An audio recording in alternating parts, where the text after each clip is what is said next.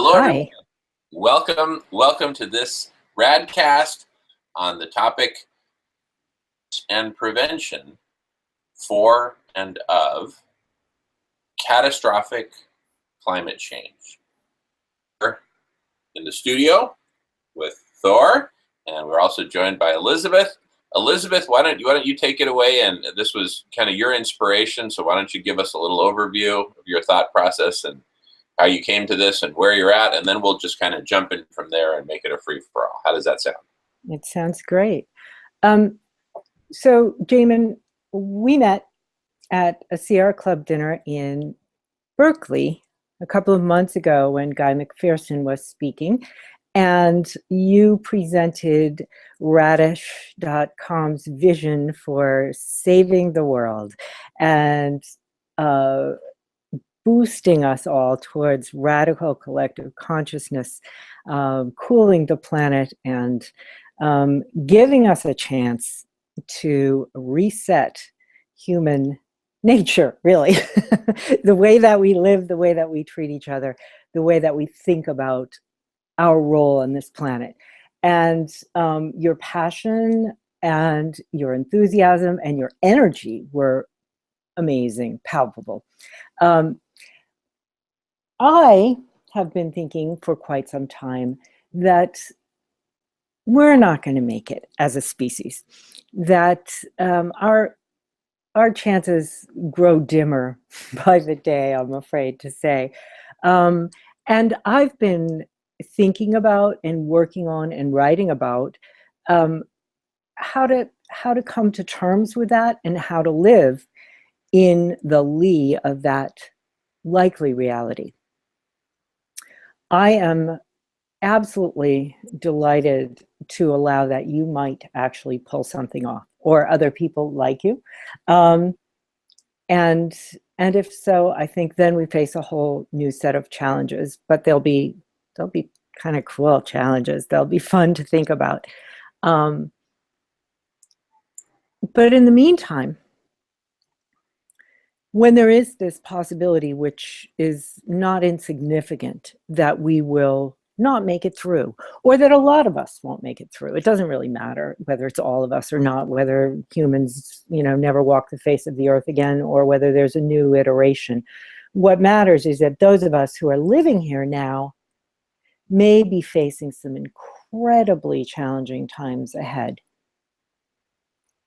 Even if you succeed, which we're crossing our fingers, right? So what do we do?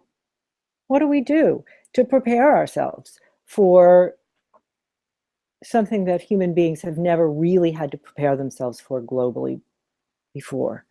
I have two adopted daughters who came from the foster care system, and so I learned about that system. And one of the things that they do with children, at least in some states, is something called concurrent planning. And in concurrent planning, if a child is removed from their birth parents, and there's a chance that those birth parents can get their act together and take over the parenting of their own biological children, then the system supports them in moving in that direction. So they get involved in, whatever kind of classes or counseling, economic support that they need. And in the meantime, the child is in foster care. However, in the wisdom of the system, which lacks a lot of wisdom, frankly, but I still think this is a good idea, there is also concurrent planning in case the biological parents are not able to take over and parent their children. And so in concurrent planning, there is a recruitment and vetting of potential adoptive parents. So the child is being held and taken care of by a foster family, and their biological family is being given support in order to be able to take over the job and move forward. At the same time, an adoptive family is being prepared to take the child should the first choice not work out. So that's what I'm thinking about, is that we need some concurrent planning here. Well, many of us may feel that, a miraculous save would be a wonderful thing. I think it's time for us to start thinking as well about what we do if that doesn't happen, so that we're not taken completely unawares. And what I'm talking about ranges from the spiritual and emotional preparedness or preparation that we might want to do for ourselves personally, um, to structural and infrastructure types of um, projects that we might want to think about for our communities, large and small, our families even, so anyway, I think we've started talking about this. We've tossed some ideas back and forth. Certainly there are people out there who are talking about various pieces, but I don't think I've encountered anybody who's brought these two things together in a forum where everybody's welcome to come in and talk. And we're hoping to invite people in to do that, because we're looking at a situation that really hasn't been traversed by human minds and hearts to date. My first question is, what do you mean by, or what does it look like, this image you have of saving the world? Well, Jamin should speak to that because he has that image, I think. Like, what is the world that we're saving? Okay, well, I think, okay, that's an excellent point. For humans. Humans as our society, or humans as a organism? I think about saving the world is trying to save our way of life. It's possible if that's our way of life was creating this crisis. To be clear, it's not my goal or my interest to save civilization. That's not something I'm interested in. I believe, along with you, that our civilization, our way of life. Either. I'm just asking to clarify what we mean by saving the world. I haven't represented any view, or tried to put you into any view. No, and I guess I'm coming from a place where I think that we won't be here in a few years, and I'm human beings, and we're going to take down a lot of other species with us.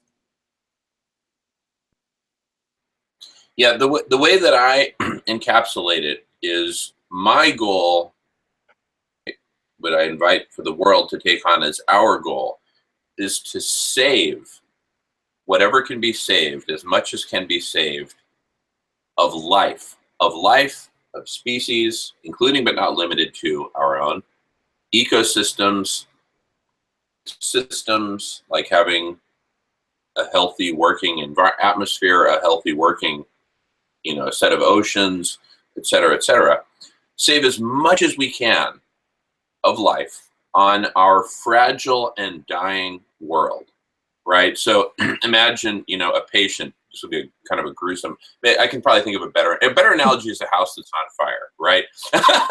So, flames are engulfing different parts of the house in different degrees.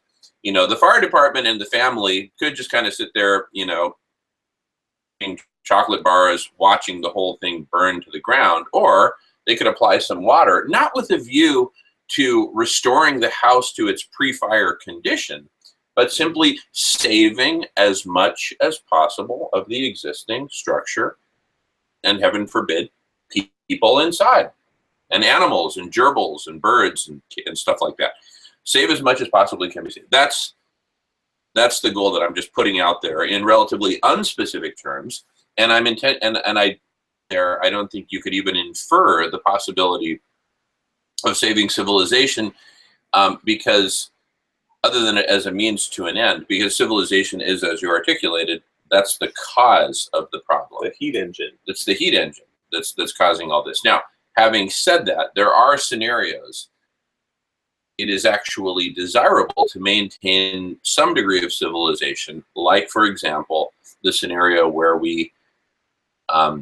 the scenario within the realm of prevention of catastrophic climate change. Prevent it entirely, but prevent what we can prevent of this runaway phenomenon that's been accelerating in recent years. And the scenario that I'm envisioning for preventing, to the extent possible, runaway climate change is artificially cooling the planet. Well, you can agree or disagree. I'm just articulating something right now.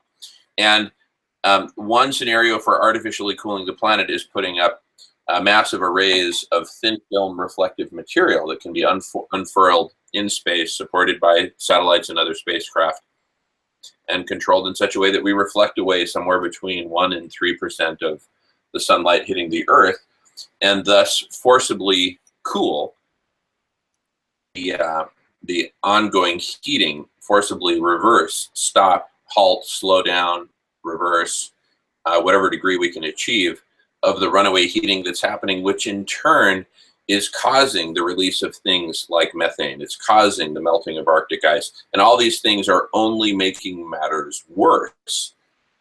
Saying, hey, is there something that we can do to, it's like right now civilization is pulling on the rope in the tug of war, and it's pulling all of Earth into the mud puddle, the mud pond in the middle of the tug of war. What I'm saying is, can we apply some force on the other side of us and all the other species getting pulled into? And so, geo-cooling, planetary cooling is just one obvious thing that jumps out. Now, in order to do that, we need some degree of civilization. In order to have a NASA and the Chinese equivalent of NASA, et cetera, we have civilization and, high-tech manufacturing and whatnot in order to even think about pulling that off. So that's the only degree to which, well, that's one of the only degrees to which I'm interested in saving civilization in any form,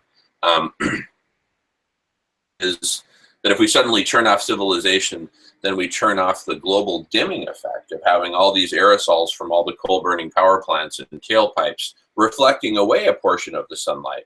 So if we suddenly shut down civilization, you lose all that soot in the atmosphere, which in absolute terms is not a good thing, but in very temporary terms is actually preventing that in the absence of that soot we would face. So there are other reasons why we don't necessarily want to turn off civilization right away or abruptly, but actually have a holistic plan. So a really ease it off its course. Well, that would be one scenario, right? Or keep it going full bore for the next 10 years and then shut it off abruptly once we've gotten the geoshading deployed and once we've gotten the nuclear power plants turned off. So it may be a reasonable way to go, but it's not the only way to go. But anyway, all of this is a giant can of worms of a whole bunch of different topics that I've just mentioned a few of. All that is to say is the end game that I'm proposing is saving as much of life and life-supporting systems and ecosystems as possible. Saving civilization is not a part of that goal per se, though it could be a valuable means to an end of achieving that goal.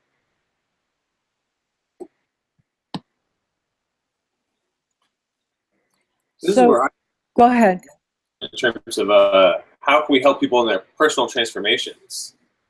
Yes. And coming to terms with the state of affairs and aligning themselves with what they believe in terms. Well, right. I mean, I think if we start thinking about the possibility that we are all in a global hospice, as I think a number of people have termed it, then we're looking at a moment in time where there's an urgency and a really big invitation to all of us to do some of the stuff that we may have been inclined to put off till later, that we haven't felt like we've had to look at or deal with. And that's not, it's not a small matter. Obviously, anybody who has looked within at all knows that that's not easy. And it's not necessarily something that there's a prescription for. There are a lot of paths that have been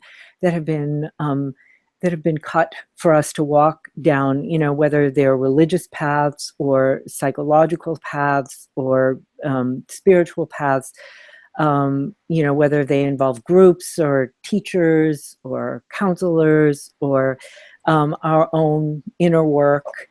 But it is a really important aspect to finishing our business. And if we finish our business and we're still here, well, then, you know, so much the better. But there's no downside to it as far as I can see. And, you know, I think when we start thinking about the fact that we might not be here in a few years as individuals, you know, I mean, maybe there'll be, you know, 5 billion people left on the planet. But if we lose, you know, a couple billion here or there, it might include you or me. We don't know. So just like, where are your priorities? It's a mindset, you know? I mean, I started thinking recently about how much, I mean, I love walking down the street and making eye contact and smiling at people. And I love it when people do that with me. I mean, it makes me so happy, you know, inordinately happy when somebody can do that or when I can do that. But I forget to do it all the time. You know, I go out and I'm focused on, you know, I need to, you know, get some rice noodles, and then I need to go and buy the broccoli, and then I need to pick up my daughter, and, you know, and then tonight we're going to do her homework. And, you know, my mind goes wherever it has to go. But it doesn't have to go to all those places. I can actually be in the present if I make that a priority. And I've been able to do that a little bit more lately. And I'm very gratified, you know, that I have been, you know, just a little more present in this moment and able to do what I want to do, because I prioritize that. I've said, I might not have, you know, another 20 years to smile at strangers. That's something I need to do now. And it really doesn't interfere with buying dinner, which is the interesting thing. Yeah. But I do think, you know, that there are priorities that slide down the ladder when you think, you know, my time might be limited. Well, isn't that always been the case? Well, of course it is. Of course it is. But do people live that way? Of course not. Exactly. Most, I mean, it's my observation that most of us don't grow until the fire underneath us gets so hot that we have no choice. You know, we you know, there are ways in which we do it, but we run into walls and we say, well, that's a little too hard. I think I'll just continue along the side of the wall and do what I've done for a long time. And it's only, you know, when it becomes impossible to continue doing what we do for one reason or another, whether it's internal or external, that we actually really are willing to put our feet in the fire and do the hard stuff that allows us to expand and to let go of shit and to grow and to be more fulfilled and happy. So this is a big one, if we recognize it as such. And I think there are a lot of people who don't, is the thing. And that's okay. That actually brings us to a fascinating topic, which is the 3 stages of acceptance. And there are a lot of different ways to articulate this, but one of my favorites is as follows. The first stage of acceptance is, oh, that's crazy, that'll never happen, right? That's the denial stage of acceptance that a lot of people are in. Wait, how many were there? 7 stages? 3. Oh, I've heard of smiles of 7. Grief. Well, why don't I finish articulating what the 3 are that Please. I have in mind, and then other people can articulate their 7 or 14 or whatever. But so the first stage of acceptance is that's crazy, that'll never happen. Stage of acceptance is, yeah, I know that exists, but it doesn't apply to me, right? Still kind of denial. Stage of acceptance is, well, of course this is happening. What took you so long, right? And this is the same individual working through the 3 stages. fascinating about last week's video conference was the gentleman who joined us. He was basically in the second stage, basically saying, well, I know that exists, but it doesn't apply to me. I mean, we're going to be okay here in North America, right? Right. That's really places like Africa, you know, where there's like, but it doesn't apply to me. And that maps to Guy McPherson's hypothesis that the reason most of us are in denial about this is that we simply cannot imagine all this privilege going away. Right? This is one of the ways that we resist, losing this privilege, and that could well be because of an emotion, an evolutionary trait that we have. Something, if we're possessing something, that we don't let go of it, right? And we fight to defend it. And since we're a species that's driven largely by stories that incorporate within them our losing privilege or our losing stuff that we think that we've accumulated, right? And that includes privilege. Here we are, these very privileged people. We're raised to believe that we're very privileged, and we just almost a religion. American accept, for example. Not that we're subscribers to. We are. We're getting some echoes. I'm gonna start a process of mute. When I'm not talking, we don't have to echo. Back and forth. Okay, thanks. Okay, thanks. Or thanks in advance. I can help you. I can help you. It's at the top of the screen. There we go. Okay, got it. Thank you. Much better. So anyway, I just wanted to bring that up because for us to deal as a species with this, or even at the level of local communities, those of us who are dealing and are willing to deal the stages of acceptance to some degree, right? And anyway, that's what I had to say about that. So depending on who talks next, I will mute or not.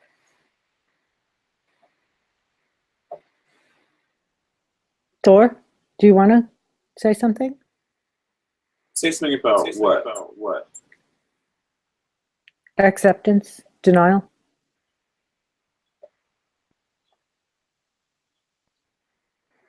I mean, still, it's something we all need to dying. And for me, it's misunderstanding of my own. So I don't really feel prepared, like right now. It's still pretty internal for me.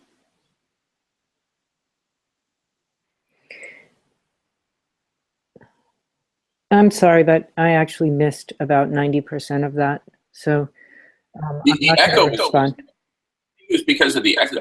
So Elizabeth, or you can repeat. What I said was I don't have much to say about this. At least not externally right now. I don't really feel like I'm prepared to lead other people in this. It's sort of a private matter. So I think dealing with an internal process for me, and I can discuss with people who are very close to me, who are going to open up on that level, but that's inclination to say anything particularly right now.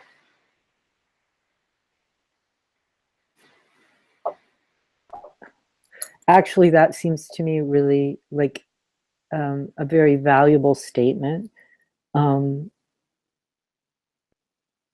Just it is your reality in the face of various realities, bigger realities, or more global realities, and I think that's just, I think it's really an important setting of your own boundaries and speaking of your own truth, and that's actually what we all need to do, in my opinion.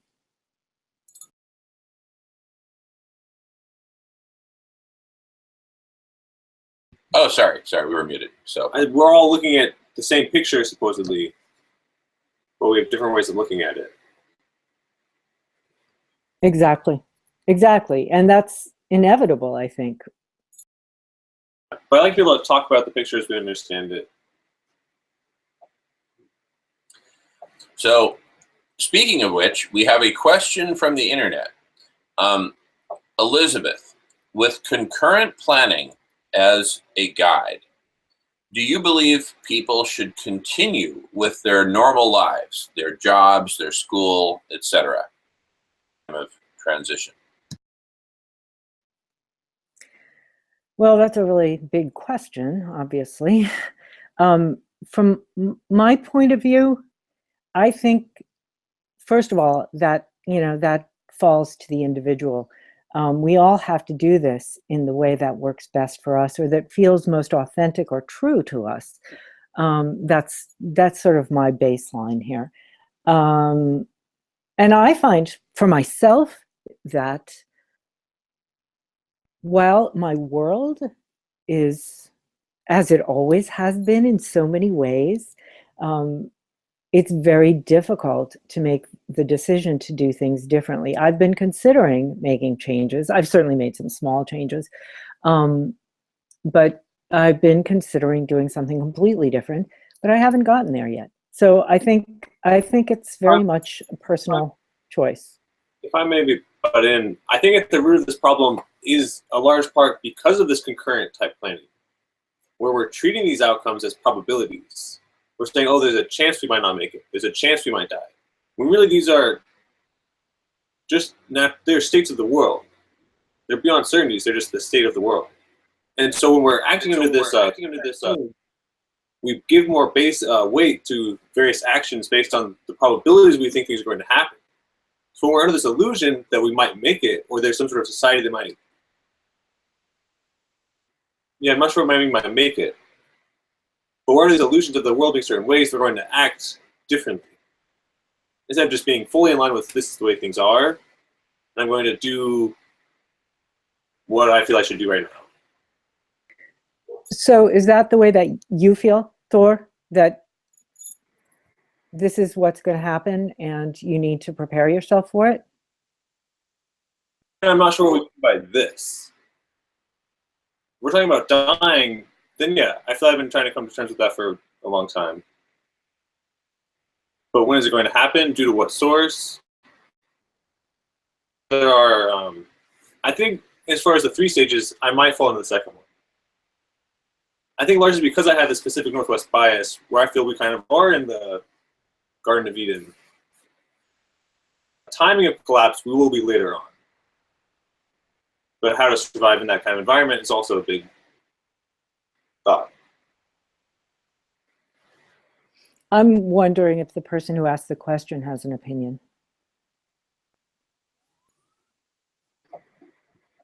And I hope they'll let us know if they do. But I think this what we're facing, and it is. Honestly, Thor, I think there's a large certainty that we won't be here. I believe that we won't be here in 10, 15 years' time, and I'm being generous in that estimation. But we don't know. We don't know. Yeah, I think most people don't feel comfortable living as if they're going to die at the next minute or something like that. And but some of our cultures hinted at it, especially the 60s music. But I think as far as should people continue with their way of life now, I think they shouldn't. I think if you're doing some job that you feel is useless, then you should just give it up. But I've always kind of felt that because of abrupt climate change. I just think you should do what you want to do regardless. So I totally agree with what you're saying, Thor. I think in this sense, I think that this is a time to do what you want to do, to be who you really feel you are, to make the choices that really have deep meaning for you as a human being, to say the things that, are in you to say, to dance if you want to, whatever, I mean, this is a moment, because it's not something that we can count on being able to do next year or the year after or the year after. This is a moment to kind of concentrate who you are and live it as full out as you possibly can. So I agree. If you're doing a job that you're doing simply because it's going to cover your retirement in 40 years, you might want to think about that, right? Especially retirement.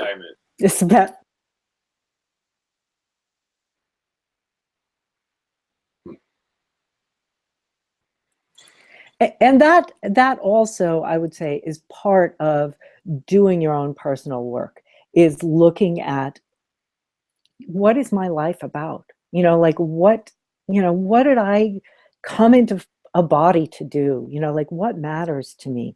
What is it that I have to offer the world? Or what is it that I want to taste? What is it that I want to drink? What is it that I want to kiss? Because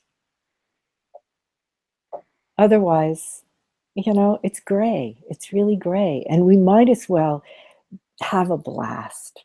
I know that sounds crazy in light of what's going on, but I don't see what the value is in intentionally going into the grayness. I mean, if we need to in order to process our stuff, which I think is a big deal, then we need to do that. But I don't think that depression and sorrow are necessarily important in this time. And I think that those don't necessarily have to be tied to greatness. I think trying to push greatness away can create that feeling. But if you just recognize greatness all around you, then just move on in that state. Yeah. But I do think about what cost, though. Having a blast, that can come at a cost that's not appropriate, I think, or a cost we're not willing to pay. So that's really important to ask those questions. Am I willing to pay the cost for these things? So what do you mean by the cost? So give an example. I think some people can, they say, because the world's going to end, I can just do whatever I want. We might as well start throwing trash everywhere, do all these bad things because the world's going to end, so why not? And I don't think that's the right stance. I think we should act. I agree with you. I think what I'm talking about is the fact that as human beings, we've had to balance something that is so grand, so beautiful, so full of light, so much of a gift to one another, to ourselves, and to the world, with the conservation measures that accompany being informed, with thinking about the future, with taking care of our bodies, with building houses and planning for college educations and retirement and things like that. And that's, of course, in this particular culture where we do have a lot of privilege and a lot of choice, where survival isn't, for many of us who are on our computers, the most day-to-day concern.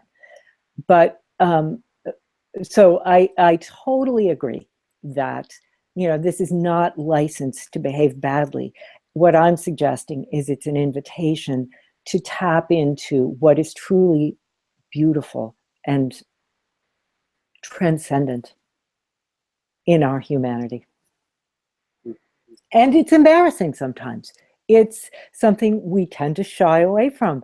Jamin and I were walking down the street with Peter Melton in Berkeley a while back, and he was virtually hugging every other person he saw. Now that's a little bit of an exaggeration, but I think he was just allowing himself to do what he wanted to do. And whether that was an overstepping, that's not for me to say, but what was coming out of him was just the full expression of his feelings for the people that he was passing. This is where I struggle with. Sometimes there are oversteppings, though. How can I be conscious of expressing myself in a way that's stepping on somebody else? Yeah, I don't think it's completely straightforward.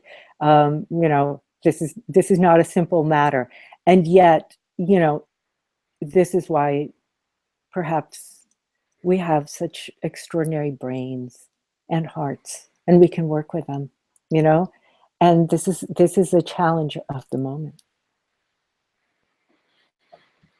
So thinking about all this, there's an image I'd like to share on the screen. So I'm just going to do a quick screen share here and show what's on my iPad here. Okay, Elizabeth, do you see that kindergarten-like drawing?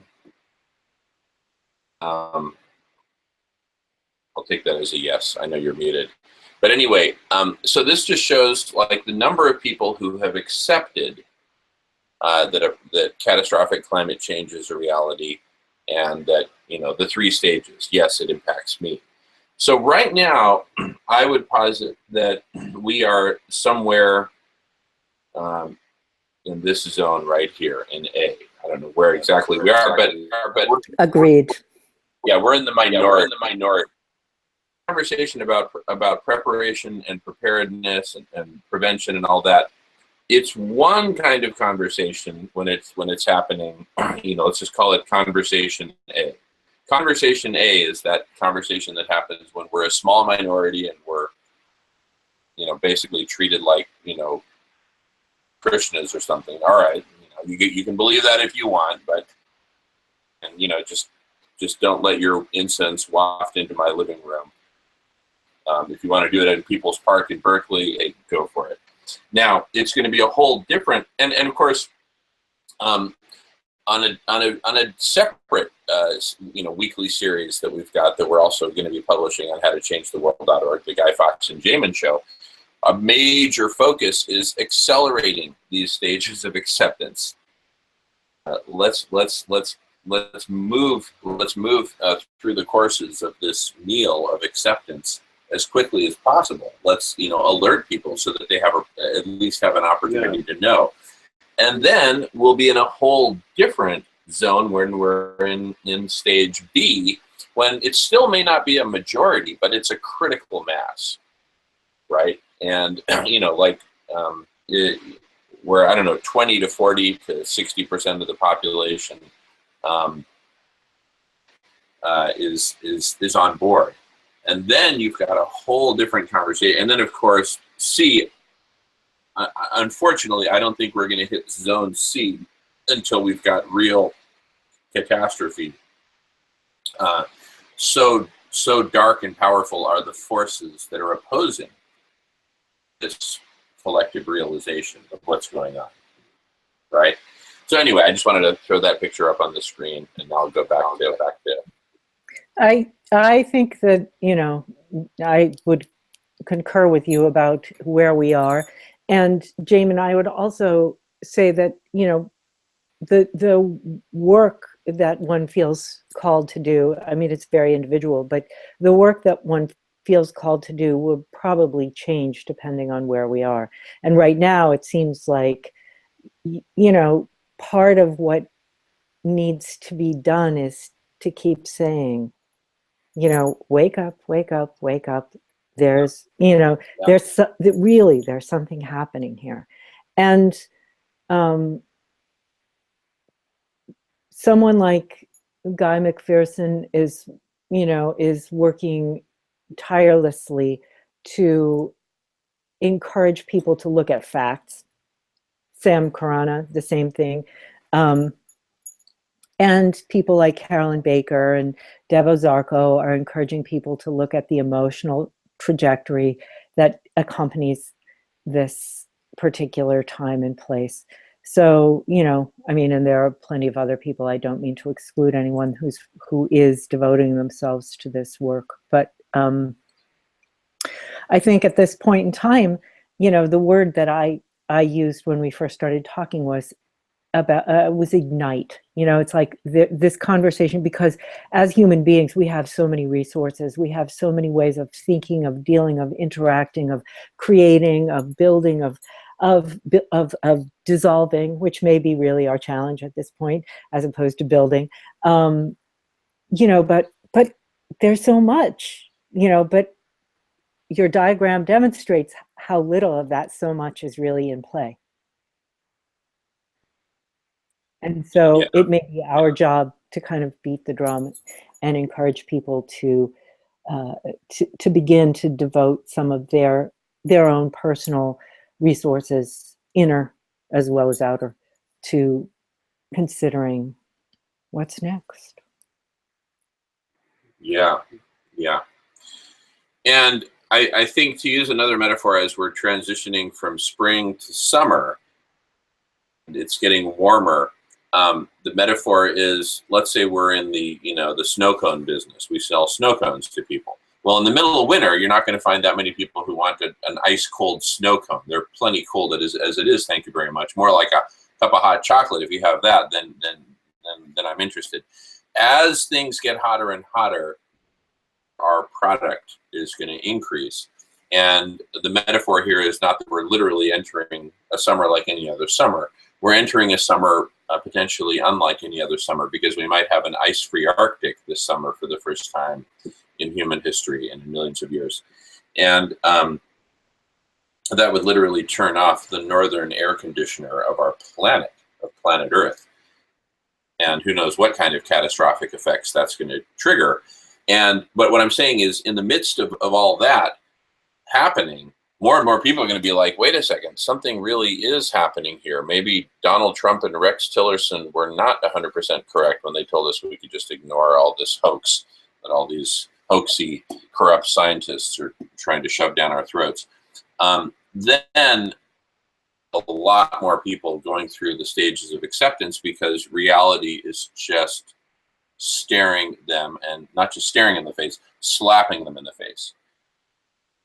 So from a marketing standpoint, that's great news for us in terms of, getting people to accept our message, right? Because it's it just means that over time, more and more people are going to be open to it. But of course, as the situation gets worse, we're going to have less and less of an opportunity to do anything about it. And, more and more opportunity to hit. I really wish I'd woken up earlier and, I love you, I love you, I love you, collapse.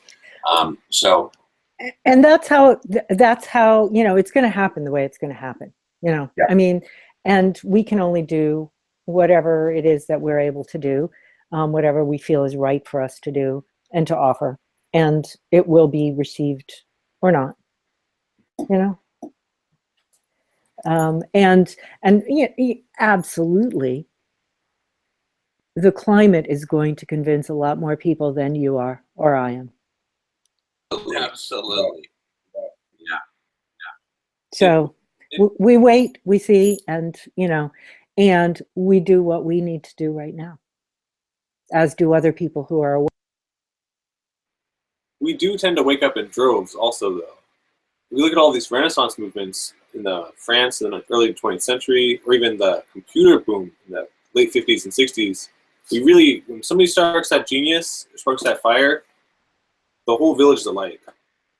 I think you're so right, Thorne. And I guess maybe part of, my thinking when I contacted Jamin to start talking about this was like that. Like, if we can actually get a some kind of I don't know what, a template for action, a structure for conversation, something in place, so that, a little bit of the preparation work is done. As people wake up, there's a place for them to come. There's a thing for them to pick up and use. That's what's in my head. A platform for them. Mm-hmm. Exactly. To make it. Yeah, and if you go back to the stages A, B, and C, just like we looked at, right now we're in stage A. Whatever developed and implemented and created in terms of community and knowledge and collective intelligence and local planning and whatnot, whatever we have created and accomplished by the end of stage A is our gift to the world. Stage B. In other words, let's start stage B with as much good stuff in hand as possible, rather than just show up at stage B and, well, we don't really have anything prepared. We've already started it, and we're going to take it as far as we can. And actually, it's interesting. So we meet on Tuesday mornings with Guy McPherson and do recorded video conferences. We normally have 2 hours with him. Well, this particular week, it turned out we only had 1 hour because he had 3 other interviews that he had to cram in that day, whereas normally he has only 1 other. And I said, it sounds like demand for Guy McPherson is on the rise. And he said, yes, it is. So I think more and more people are waking up, and I think we're at the cusp of this, phase transformation, from A to B, basically. And it's largely going to happen of forums like this one, because see, right now you've got all these people who are friends of yours who are relatively dialed in, but people are kind of having this conversation largely internally. What we're doing is we're breaking out of that internal dialogue and having it externally, publicly, and then we really crafted what do you call it? You're not internal extrovert. We've really created an extrovert society. So I think people need that kind of extrovert activity to really internalize it. There you go. There you go. Yeah, if it's not happening out there on NBC News at 7 o'clock at night, it doesn't exist. Yeah. Well, and I think that we have the potential to interact synergistically too. So ideas become, ideas that don't actually become something spark another idea that might inspire, other people who inspire other people. And so by creating some kind of a web or network or opening up a space where that can happen, I think, it's something. It's something. Yeah. It doesn't stop the rise of temperature, but it invites more of human brilliance to come into play. Construct the art. Yeah, we're building the art. We're showing people that it's okay, and there's a community where it's safe to jump in and have these conversations and not be labeled as crazy or a hoax or whatever. Right? And I think that's important for a lot of people to see. And that this isn't just some quiet conversation that you have with a close friend, but you don't really talk about beyond that. Right? Well, and you might not talk about it with certain people. I mean, I know there are certain people that I can bring it up with who it just makes them so angry because it's so threatening. So I don't, I mean, I'm here. They know I have information. If they want to talk to me, fine. But at the same time, I might have a need to talk to somebody or to connect with people who aren't going to look at me like I'm trying to kill them by offering them this information that they are probably not going to survive. But, but that is a normal human response. Like, why are you telling? I mean, I think I mentioned to you, well, you were there, Jamin, when we were in Berkeley, when Guy McPherson was talking, and there was a woman who got so upset, and she said, why are you telling us this? Why are you saying this? What do you want me to do? Go home and kill myself? And, it was really impressive to me how, she had actually come out to this event to hear this information. Maybe she didn't know what she was going to hear, but it was very threatening to her. And she couldn't handle it, and she needed to protect herself. And people do. But at the same time, I guess that's another thing, is that we all have different ways of coping with the things that frighten us. But I think you're responsible to pull the floor out from underneath somebody and then not catch them. You need this platform for people to be caught, especially if they're willing. Because in a sense, that her taking that leap, she's leaping off the cliff. So we need to be there, like the wind beneath your wings, or insert a beautiful metaphor. I think that's a really important point. I agree. Yeah, and it was a great thing that at that same Sierra Club dinner, we had members of the local support group, precisely to be there to catch people as they fall. And we later met with that support group and had a great. And there were people there at the support group who challenged me and Peter for having, for promulgating this idea that there might be something that we can do about this. That was in turn threatening for them. I mean, it's like if you're given a death sentence and you come to peace with it, it's like, okay, I'm on death row. I'm going to die in a week. Okay, let me just sit here and pray. And then someone comes along, tick, tick, tick, tick, tick. Hey, man, there's a way to tunnel out of here. It's kind of like, wait a second, man. Let's go. I'm not, well, yeah, you might say, let's go, but you might just say, wait a second, I've already made peace with that. It's kind of painful to resurrect this hope for life when you've already said goodbye to it. It's not resurrecting the hope. It's just, why stay there when you could leave? You can't leave until you have hope. I think hopeless or not, you can still act. And I think acting without hope is generally more effective. I was just pointing out. I wasn't trying to go off on a whole big rat hole here, but just pointing out that some people who had actually come to terms with what's going on, they were actually challenged by our actually do something substantial about this and prevent this complete collapse of life on planet Earth.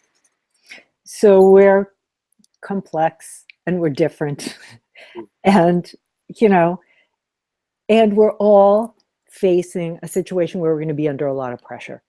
And I think that's part of what I think is important for us to start, coming together around, because when we're under pressure, we go into default and we do the things that come most easily to us in order to cope and to take care of ourselves. And we're all somewhat different in that regard, or there are certainly a number of different patterns in terms of how we do that. And what can happen then is that somebody whose default is very different from mine may look like an enemy to me, when in fact we're all in the same boat. Yeah. Like verbal judo. Like verbal judo. You have to take care of your opponent. Exactly. And you have to understand them.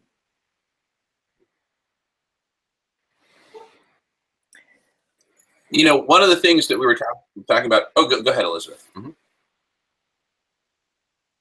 One of the things we were talking about earlier today when we were on with Guy McPherson is talking about how we as a species, and we've talked about this more earlier on our program on a previous segment, that we as a species, we as humans, are not prepared, are not designed, and to a large degree, I believe, are not capable, actually not capable with this big existential threat. And I made the analogy of the Cambrian explosion when we went from unicellular to multicellular, right? And ultimately to the organisms we are today. If we're having trouble as humans, we as a species grappling with these realities, can you imagine a single cell bacteria? Not only would they have a lot more trouble grappling with this, there is literally, information science-wise, no way that a single cell bacteria that I know of could possibly grapple, even come to an understanding of this. So here's where I'm going. I'm not suggesting that we regress back to unicellular organisms. What I'm actually suggesting is the opposite, that we progress and evolve towards massively more connected, right? Go from unicellular to multicellular, go from unicranium to, can I grab your head for a second? And let's come to Elizabeth, multicranium. When we put our heads together, right? I'm just, doing it in a playful way, but I'm dead serious or life serious when I talk about radical collective intelligence is facilitating that, because as a multicranial new uber being, that's a totally different species. Just as we're a different species from unicellular bacteria, I don't think anyone would challenge that statement. The new species that we're going to create is a different species. Yes, it's made up of single craniums, just like humans are made up of single cells. We haven't had a fundamental transformation at the cellular level. But I'm just saying we need to keep this progression going, because then as a multicranial collective intelligence, I posit we will be in a much better position to both assimilate, come to terms with, grapple with, and manage the situation that we find ourselves in. On that note, Jamin, I think we should finish, because we've been on for an hour now. Yeah. And you've given a rousing conclusion, an optimistic note to end on, for better or for worse. For some of us better, for some of us worse, right? But anyway, you've done a nice job of that. And so I want to thank you for hosting us, and I want to thank Thor for all of his really helpful and insightful contributions, and just for being here, for adding to our web, and to everybody who has been listening, to our online questioner, and anybody else who's joining our consciousness in this matter. Absolutely. Thank you, Elizabeth. Thank you all. Thank you all. Thank you. And before we close up shop, shall we plan a return engagement? Let's first stop recording. If there's anything else anyone wants to say, okay. So we're going to stop for 2. Thank you all once again, and we'll see you next time.